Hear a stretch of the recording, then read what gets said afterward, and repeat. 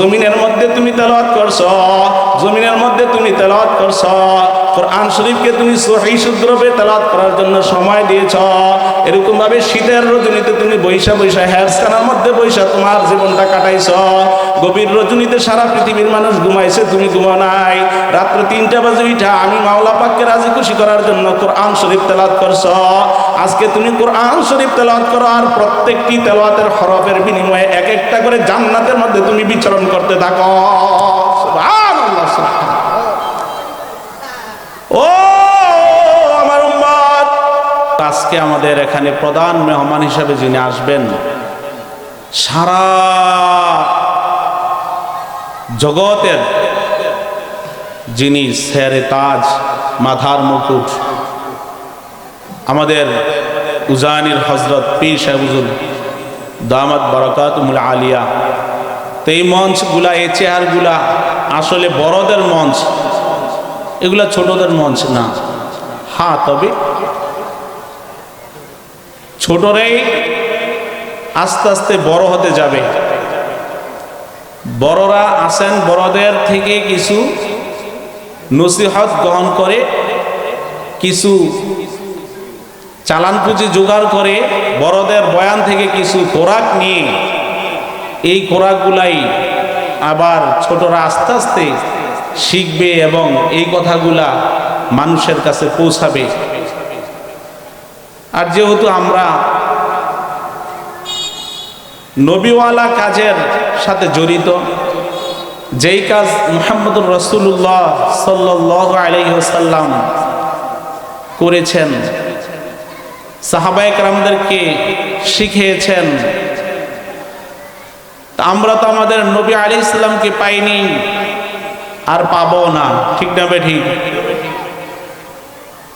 যেহেতু রাসূল করিম সাল্লাল্লাহু আলাইহি ওয়াসাল্লাম বলেছেন, আনা খাতামুন নাবিয়্যিন লা নাবিয়্যা বাদি, আমি সর্বশেষ নবী, আমার পরে আর কোনো নবী আসবে না। সেই সুবাদে আমাদের কাছে আর নবী আসবে না।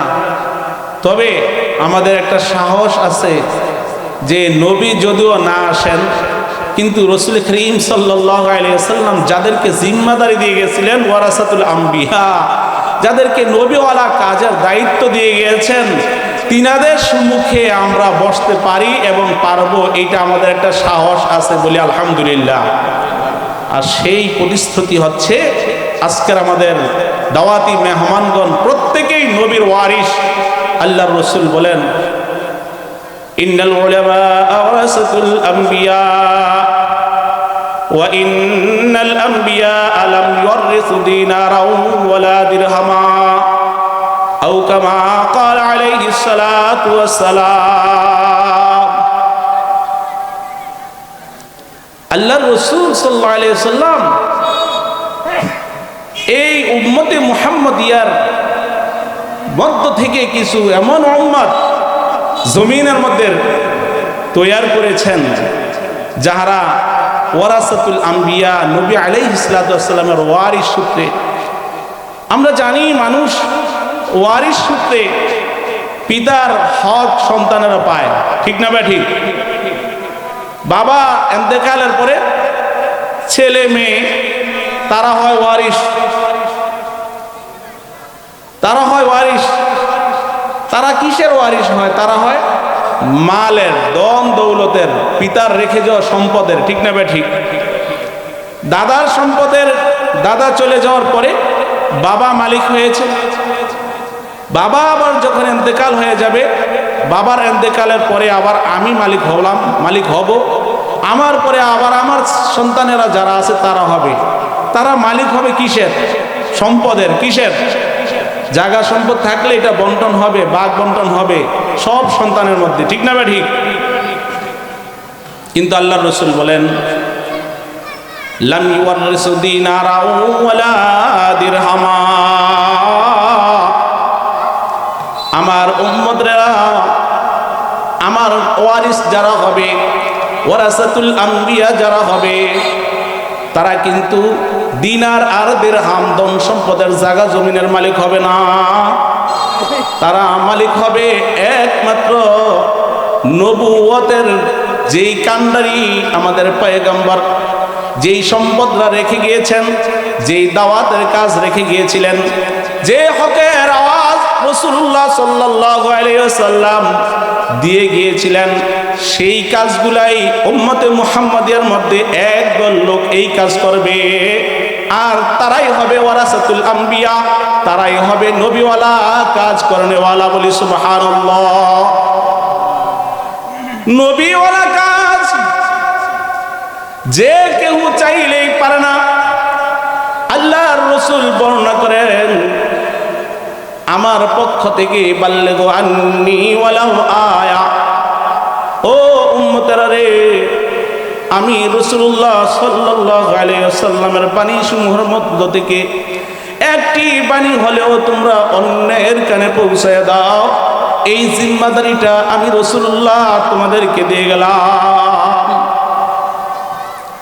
তাহলে আমরা জিম্মাদারি থেকে কেউই খালি না, ঠিক না বেঠিক? জোরে বলতে হবে, ঠিক না বেঠিক? আপনারা এখানে যে মানুষগুলো আছেন, আমার তো আশ্চর্য লাগে, জি সুবহানাল্লাহ আলহামদুলিল্লাহ আওয়াজ এত কম হবে কেন? এখন যদি স্লোগান আপনাদেরকে দেওয়া হতো, অমুক ভাইয়ের মার্কা, অমুক ভাই, আপনাদের এই মানুষগুলোর আওয়াজে মনে হয় হাজার হাজার মানুষের আওয়াজের মতো হতো। কিন্তু আজকে সুবহানাল্লাহ আলহামদুলিল্লাহ দিনের সঠিক কথা ঠিক বেঠিকের আওয়াজ এত কম হয় কেন? এরকম জিম্মাদারি দিয়ে দেয়, তুমি এই দুম্মাগুলাকে মরুভূমিতে চড়াইবা, ওইখান থেকে ঘাস খাওয়াই আবার বাসায় আনবা, এটা তোমার জিম্মাদারি। এর মধ্যে যদি কোনো একটা বকরি বা দুম্বা লড়চড় হয়, কইমা যায়, বাঘে খেয়ে ফেলে, শিয়ালে নিয়ে যায়, চোরে নিয়ে যায়, তাহলে মালিক আইসা বলবে কে নিছে, এটা আমার দেখার বিষয় না, আমার মাল ক্ষতি হয়েছে, তুমি এর মধ্যে থেকে তোমার টাকা কি হয়ে যাবে, কমে যাবে, বেতন থেকে তোমার 8,000 শেষ একটা বকরির দাম। কারণ সে একজন জিম্মাদার, সে একজন কি জিম্মাদার। জিম্মাদারি বড় কঠিন জিনিস। রব্বে কারীম প্রত্যেকটি মানুষকে জিম্মাদারি দিয়েই দুনিয়াতে পাঠাইছেন। সন্তানের জিম্মাদারি বাবার উপরে, মেয়েদের জিম্মাদারি মায়ের উপরে এবং বাবার উপরে, ছেলের জিম্মাদারি মা এবং বাবা দুইজনের উপরে। সন্তান যদি নামাজ না পড়ে, সন্তান যদি উল্টাপাল্টা চলে, ও জিম্মাদার, তোমার জিম্মাদারি, তুমি কি জিম্মাদারি আদায় করছো? রাখাল, তোমার রাখালিয়াতের জবাব দাও। তোমারকে আমি রাখাল বানাইয়া ঘরের মালিক বানাইছিলাম, কিন্তু তুমি রাখালের কি দায়িত্ব পালন করছো? তোমার সন্তান কেন নামাজে যায় না? তোমার সন্তান কেন রোজা রাখলো না? তোমার সন্তান কেন পর্দা করলো না? তোমার সন্তান কেন হজ করলো না? তোমার সন্তান কেন এরকম উল্টা পাল্টা কাজে সময় দিল? তুমি রাখালের জবাব আমি আল্লাহ চাই। কেন তুমি এই রাখালের দায়িত্ব নেওয়ার পরে তুমি দায়িত্ব পালন করলো না? জবাব দাও। যেদিন রব্বে কারীম এভাবে ডাইকা ডাইকা প্রত্যেকটি কাজের জিম্মাদারকে জিজ্ঞাসা করবে, তখন একটা মানুষ যদি আটকায় পড়ে যায়, তাহলে আল্লাহ তাআলা যদি কোনো বান্দার কাছ থেকে হিসাব চায়, তাহলে ওই বান্দার জন্য জান্নাতে যাওয়া সম্ভব না, ঠিক না ভাই? ঠিক। রব্বে কারীম যদি কোনো করুণা আমাদের উপরে করে, আল্লাহ তাআলা যদি আমাদেরকে বিনা হিসাবে জাহান্নামে দেয়, এতেও আল্লাহ তাআলা আমাদের উপর জুলুম করবে না, ঠিক না ভাই? ঠিক। আল্লাহ তাআলা যদি আমাদেরকে বিনা হিসাবে জান্নাতে দেয়, এত আমাদের কোনো গর্বের কিছু না, কারণ সব মালিককে, আরো জোরে বলেন, সব কিছুর মালিককে। রব্বে কারীম যদি চায় কোনো বান্দাকে জান্নাত দিবে, তাহলে তার জন্য বিনা হিসাবে জান্নাত হইতে পারে। কোনো আওয়াজ নাই, কোনো আওয়াজ নাই।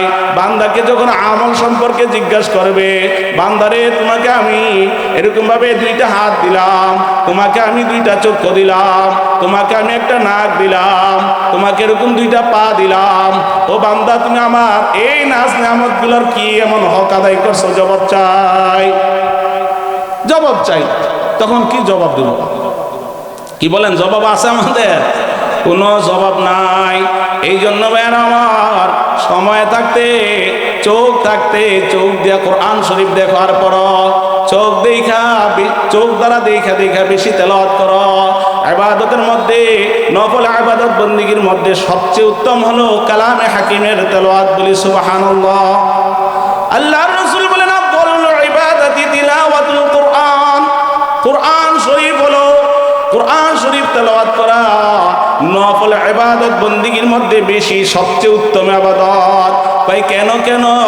আল্লাহর হাবিব বলেন, মাশরে এক এক কারীকে এরকম ফুল পাওয়ার দেওয়া হবে। ও কারী, ও তেলাওয়াত করনেওয়ালা, জমিনের মধ্যে তুমি তেলাওয়াত করছো, জমিনের মধ্যে তুমি তেলাওয়াত করছো, কোরআন শরীফকে তুমি সহিহ শুদ্ধভাবে তেলাওয়াত করার জন্য সময় দিয়েছ।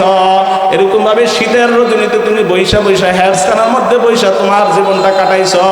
গভীর রজনীতে সারা পৃথিবীর মানুষ ঘুমাইছে, তুমি ঘুমাও নাই।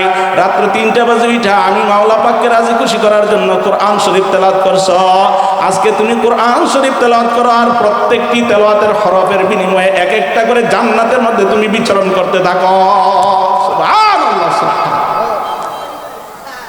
ও আমার উম্মত, আল্লাহর হাবিব সাল্লাল্লাহু আলাইহি সাল্লাম ডাক দেখো, ও আমার উম্মত, তুমি কালামুল্লাহ শরীফ বেশি বেশি তেলাওয়াত করো, কেননা মাওলা পাক তোমাকে বড় 2টা নিয়ামত দিয়েছে, চক্ষু। এই চক্ষু দ্বারা তুমি কোরআন শরীফকে দেখবার তেলাওয়াত করবা, কেননা রব্বে কারীমের হাবিব বলেন, খায়রুকুম মান তাআল্লামাল কুরআন ওয়া আল্লামা। তোমাদের মধ্যে সর্বোত্তম ওই ব্যক্তি যে নিজে কোরআন শরীফ পড়ে এবং অন্যকে শিক্ষা দেয়, অন্যকে পড়ায়। আল্লাহর রাসূল বলেন, তালাবুল ইলমি ফারিদাতুন আলা কুল্লি মুসলিম ওয়াল মুসলিমাত। কোরআন শরীফ তেলাওয়াত করা, কোরআন শরীফ ইলমে দ্বীন শিক্ষা করা প্রত্যেকটি মুসলমান নারী এবং পুরুষ সকলের উপরে ফরজে আইন, ফরজে আইন। এই জন্য সকলের উপর কোরআন শরীফ পড়তে হবে। আর জিম্মাদার যারা, তোমরা জিম্মাদারি পালন করতে হবে। তোমার সন্তানকে তুমি হাফেজ কোরআন বানাইতে হবে। তোমার সন্তানকে তুমি হাফেজ না বানাইতে পারলো, কমপক্ষে কোরআন শরীফ সহিভাবে পড়তে পারে সেই সুযোগ তুমি করে দিতে হবে। কেন? না হয় তুমি জিজ্ঞাসিত হবা, তোমাকে জিজ্ঞাসা করা হবে, তোমাকে আমি 3টি সন্তান দান করেছিলাম, আমি তো তোমার ভাইকে একটা সন্তানও দান করি নাই। ও নিমুখারাম, তুমি কি এত বড় নিয়ামত পাইয়া নিয়ামতের শুকরিয়া আদায় করলে না? তোমার সন্তানটারে কেন কোরআনওয়ালা বানাইলে না? ময়দানে মাহশরে আজকে তুমি কোরআনওয়ালার পিতা, হাফেজে কোরআনের পিতা হিসাবে তুমি জমিনের মধ্যে উঠতে পারতা। তুমি দুনিয়ার মধ্যে হাফেজে কোরআনের বাবা হইতা, আর আখিরাতের মধ্যে আইসা তুমি হাফেজে কোরআনের বাবা হইয়া তুমি গর্ববোধ করতা। আল্লাহর হাবিব বলেন, মান ক্রাআল কোরআন হাফিজাহু ফাস্তাযহারাহু ফাহাল্লা হালালাহু ওয়া হারামা হারামাহু আদখালাহুল জান্নাহ ওয়া শাফাআহু ফি আশরাতিন মিন আহলি বাইতিহি কুল্লুহুম ক্বাদ ওয়াজাবাত লাহুমুন নার।